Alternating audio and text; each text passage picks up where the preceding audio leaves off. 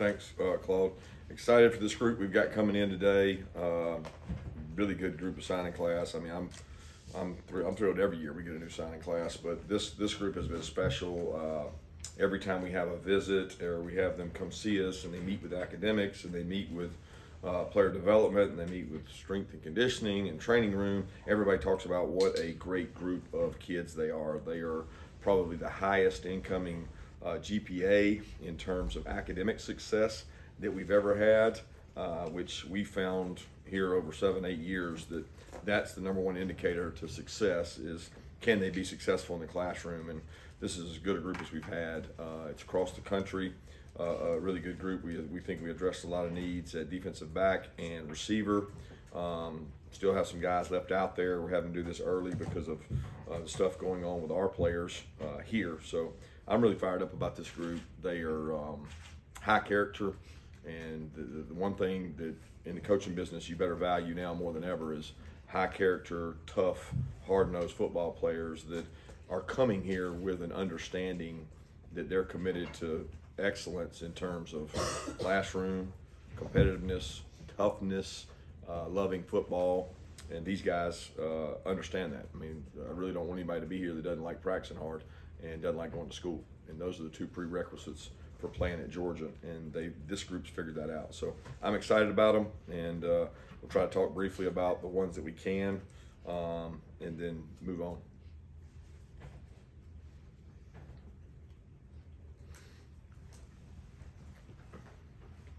Yeah, I think you can talk about all three inside linebackers that you guys signed: Braylon Wilson, Troy Bowles, C.J. Allen. What are you bringing in that class, and how much do you think the past success with the development of McCoby, Quay, and Channing last year sort of helped appeal to those guys? Well, a really talented group in terms of speed, athleticism, in the day and age that we're in right now, where the guys are fast, athletic, got to play in space. Got to be able to strike and play with toughness, but also high character. Those three guys bonded, got to be good friends, have connected. I think Schumann and the defensive staff done a tremendous job kind of selling the brand. Look what these three guys all came out and did. Look what these two guys are currently doing. Look what the guys we signed last year that are here and playing roles on special teams. You'll develop here, you'll become better, and you'll have fun doing it. And that group is tight. I think it kind of recruits itself when you talk about Kobe, Quay, and Channing, what they've done. These guys, they want to emulate guys like that, and they're really high character kids, and really impressed with everything about those three guys. Kirby, I understand that you've got a look at several of these guys kind of already. They've already been able to join you for practice. What have you seen from those guys, and what's kind of the attitude been like? Has it been any timidity there, or has it just basically been these guys jump in and get going? No, we throw them in and get them going. They certainly help us in terms of, at this time of year, you have injuries, you have guys out. We've had multiple guys that have been in and out of practice. It gives you depth. It gives you the ability to go two spot. It gives you the ability to get a better look. I mean, let's be honest. Some of these guys are really high athletes that are fast, that have twitch. They jump in. There's parts they can't do, and there's parts they're learning on, but they will be so much further and better when spring comes because of getting comfortable at practice, going out there and knowing where I go to after flex. What do I do next? And I've been really excited for those guys that have practiced with us. Kirby, with the tight ends, being able to bring in guys like Pierce and Lawson, what do they bring to what we've seen as already a talented group of tight ends? Well, I don't know. I think we'll see that. We know what the experts say and what the stars say, but I don't think you really know what you have technically other than what they've done in camp. And both those guys have been competitive. They've gone out and competed every chance they've had. They had, Pierce was able to come back towards the end of the year and play some coming off of shoulder surgery. And then Lawson had a good year playing in a really tough division in Georgia high school football. So I'm excited about both those guys. They're coming into a room that is extremely competitive, but they both fit that criteria themselves. So I'm excited to see what they can do for us.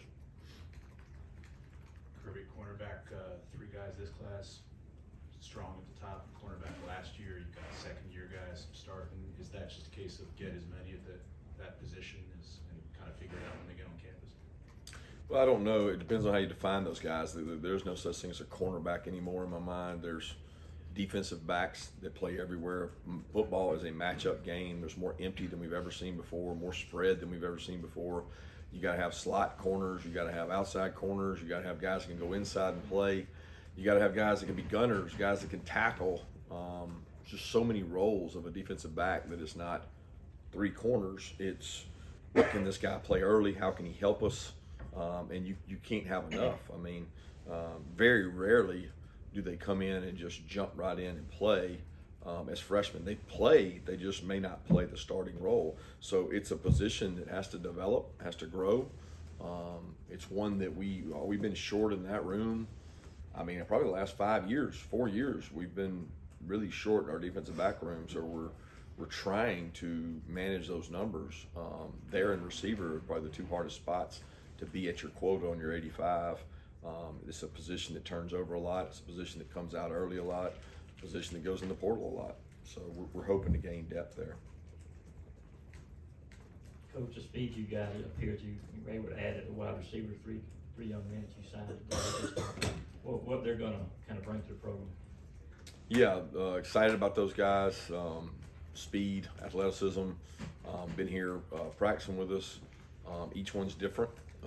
They all probably need, they're going to have to hit the weight room and get stronger to be able to really do the things we want them to do. But you want to take a guy that has natural speed, pass catching ability, make you miss ability, run after the catch, vertical threats, and we think we get that in those three guys.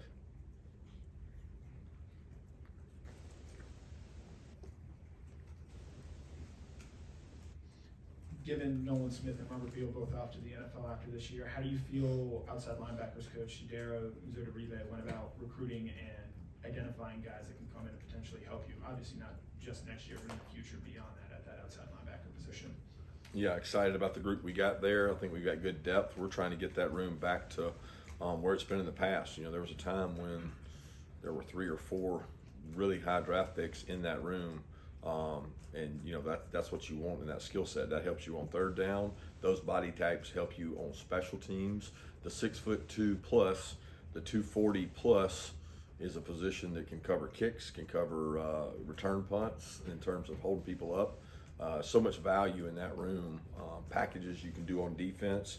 So when we've been at our best, we've had a lot of speed and athleticism in that room, and we're trying to get back to it. And we hope these guys can do that and provide some defensive end help as well when it comes to playing 4-3 and having 2 guys out there.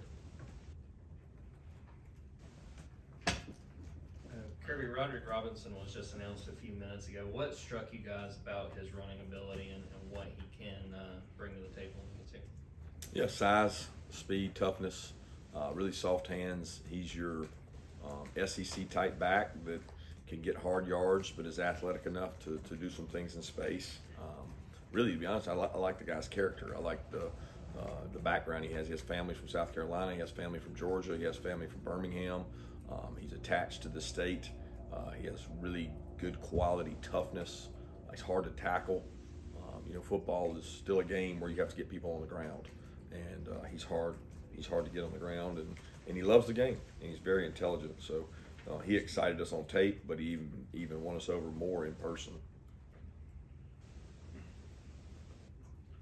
Yeah, Kirby, we saw reports. We saw Coach Narduzzi, Mac Brown talking about $5 million offers for quarterbacks at North Carolina. We're reading, emoji attacks from Matt Rule on Lanning. I mean, how crazy is it out there, and how much of an advantage do you have with the stability you have in your program? What could you tell us about the landscape right now? No clue, man. I'm working on Ohio State 24/7.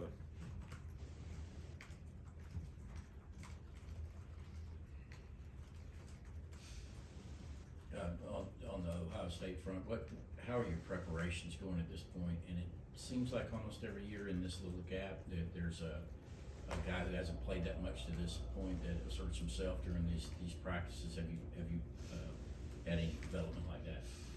Can't pinpoint anybody in particular. Our guys have worked really hard and had some good physical practices, and really want to keep it about these signees today. But that's why we're here, to kind of honor them and celebrate them, because we don't get a chance to do that in February. But we got a lot of work to do on Ohio State.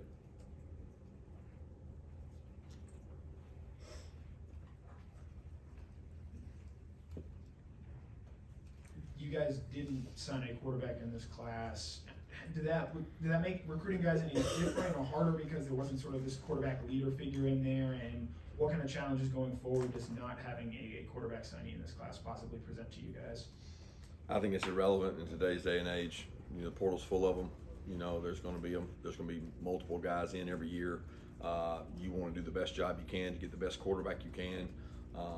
You know, when you have 3 quarterbacks, sometimes you don't have any, and when you have 1 quarterback, that's when you have a quarterback. And you know, we're very pleased with what we have in our quarterback room. We think we got 3 quarterbacks that are going to be really good. So the concern wasn't about a quarterback, and none of the skill players made it about that, you know, because they know what we've signed the last really 3 or 4 years. They know what we have the potential to sign in 24. So it's one of those deals that the quarterback position kind of sells it based on who your offensive coordinator is and how your offense does, and we've excelled in that. Kirby, curious what you think of the O-line room and future going forward. Obviously, this was Stacy's first cycle, and you know you've had 3 different offensive line coaches the last 4 years. Does that have any effect in recruiting? I don't think so. I think when you look at us over the past 3 to 4 years, I think we've had the 2nd or 3rd most O-linemen drafted, especially top round picks, like we've been able to have with tackles going early and you know, Ben Cleveland, a lot of the guys. So the program sells itself in terms of development. You get to go against some of the best defensive linemen, 3 first-round defensive linemen. You get to go against those guys. So we recruit as a staff, not as a position. And I think Stacy's done a tremendous job this year. I think we got some really talented, flexible guys that can go inside and out. That's always what you're looking for, is to get length at tackle, but guys that can go in and play guard. And I think we were able to do that in this class, and really excited about the O-line class we got coming in. Kind of banging off that, what's so special about Monroe and Bo coming in? Length. They both have top 10 wingspans of kids we've recruited here. We've got some pretty long guys that have played here in the last 7, 8 years, and you know, both those guys would be near top 10 in terms of keeping people's hands off of them. Both of them really good basketball players, got great feet, athleticism, and you know, it's one of the hardest positions to play right away, so it's not like they're going to walk in here and just take over, but they've got the kind of the mold you want in terms of length and athleticism, and some guys that can go play with them. Kirby, how would you define a successful signing day, and what position are you still hoping maybe to add to in February? A successful signing day is defined 4 years from now. You know, I look backwards on that. I leave it to you guys to rate them, because I can't compare somebody else's to ours, because I don't really look at somebody else's. I only compare ours to what they do when they leave, not what they do when they arrive. How many of them graduate, how many wins they have, what kind of people they become, how they integrate into our culture is probably the best defining success quality. And hopefully they'll do that well. We'll onboard them well. And you know, I hate to say it, but you know, there's probably not a lot of difference in all these kids being signed. The difference is what you do with them. But people make it about who you sign, not what they become. And I'm a lot more interested in what, you know, they become. Yeah, the 9 guys that have already come in and started practicing, I think it'll be close to like 14 early enrollees. When you're evaluating prospects, how important is getting them on campus early now something you guys really factor into what you're looking for? No, I mean, we've had really good players come in June, and we've had really good players come mid-year. The trend is to come earlier. I think last year, I don't know what we ended with, 18 or 19. We may end up with 18 or 19 this year. I think last year we set a record for number of mid-year enrollees. It's not because we put an emphasis on that. It's because the percentages are going up of kids that are doing that. They don't want to fall behind. So there's this mass movement to come early, get started, get my degree on the way, get some 12, 15 hours towards my degree in a more simpler time, which is the spring. So that's the trend. I certainly like it because your roster turns over faster, so they're not really freshmen by mid-season the next year.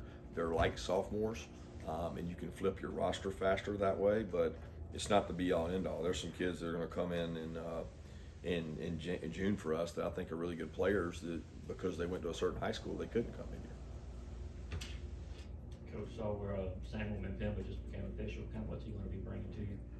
He's one of those outside backers that has great length, great toughness. He was a really good athlete growing up, played competitive soccer, traveled all over.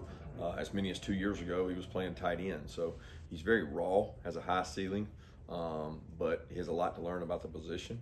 But he is a tremendous talent when it comes to athleticism. But he's going to have to learn how to play the position as well because he's kind of played all over as a football player. What are the traits that stand out about A.J. Harris? Competitiveness. I mean, he loves football.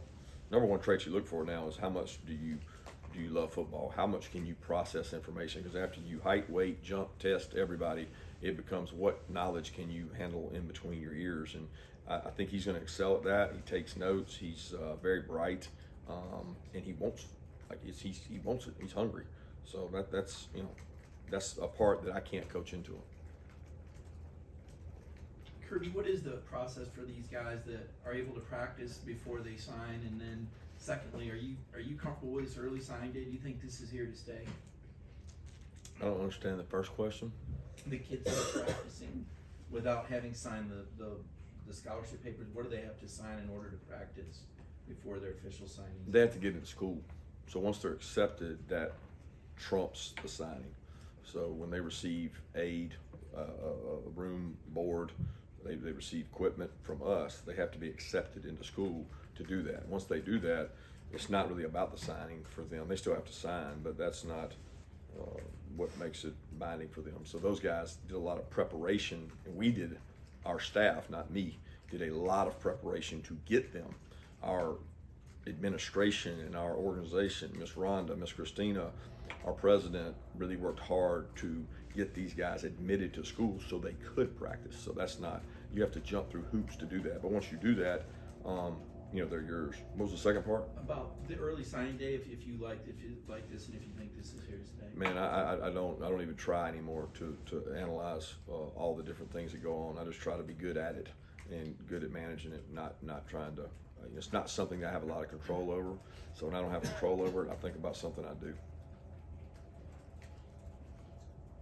This is sort of the first full recruiting class after the national championship, and obviously you've been recruiting these guys for many years. Did that national championship have really any impact on the recruits you went after or the guys that were interested in coming here, or is it still because of the way this program has been built for many years now that actual national title didn't have much of a recruiting impact?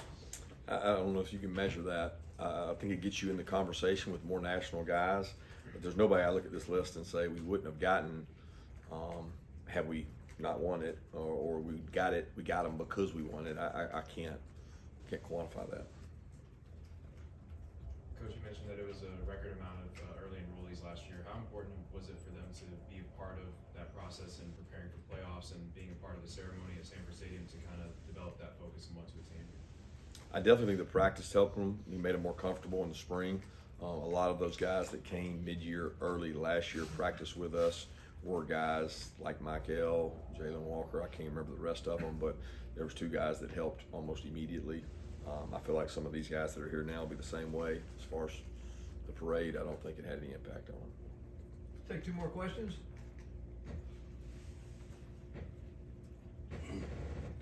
Kirby, I kind of wanted to wait till the end here. I want to ask about Ladd and Warren, if they've been able to get back to practice and been able to do anything for you. Yeah, I'm focused on these guys today, to be honest with you, these signees. So no update.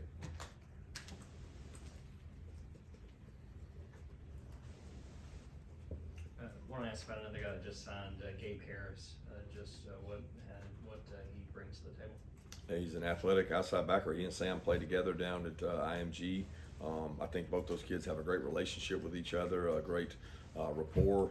It's a room that we're down on depth in that room with Nolan and Bill leaving. So it's one of those deals that we got to add some depth, and we got to have guys that can play early for us at those positions. Thank you.